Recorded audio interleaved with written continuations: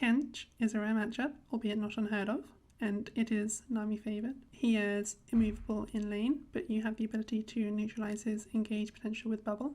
Let's look at how. While you can also more or less guarantee preventing him escaping with one of your allies, which he has eaten, because he is grounded and heavily slowed during this time. But you don't really need a guide for this. Just take note if he has slow resist, since this increases his wall speed, but otherwise just throw bubble during the cast time. The main ability we want to negate with bubble is his W, since if we bubble fast enough once we see the animation, then we can stop him. The animation is somewhat deceptive. He visually disappears quite early into the channel, but still remains targetable in the starting location as demonstrated here. As such, if we are fast enough, then we can stop him from being able to engage and knock up his target. There is an audio cue to W, which is very distinctive, and it plays as soon as he casts, even if you do not have vision of him.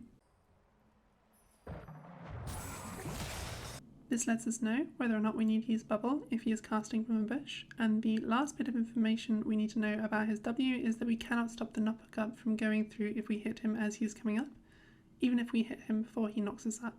We can still use it as a last resort, since if he doesn't have tenacity, then we will be CC'd for a second while he is CC'd for 1.5 seconds, so it makes it more difficult for him to get stacks on us, but this is not optimal. The window we can cancel the knockup is quite short. The cutoff point seems to be about when Kench does his backflip, so if you're not quick enough, then you won't interrupt it and you should use in an alternative manner. It is typically a bait to use bubble after he uses Q, since he can buffer a movement command that will allow him to walk safely after his Q finishes. However, one thing that Kench players love to do is follow up their Q with W, since the slow is significant enough that the knockup is guaranteed to hit an immobile target. We can see his Q hitbox even if he himself is unseen, and so when we know where he is, we can be ready for the follow-up W, and then we should be able to cancel it as soon as we hear him. This of course does not always work, since if he is unseen in a large bush, then he could move to anywhere, in which case the response should be to hover cursor where the Q hitbox originated. If you instantly hear W, then throw bubble. Otherwise, hold bubble and use it in a different way. In smaller bushes, however, such as the middle bush, a well-placed bubble can hit anyone in there, so unless you see him casting W, we can be confident he is in there.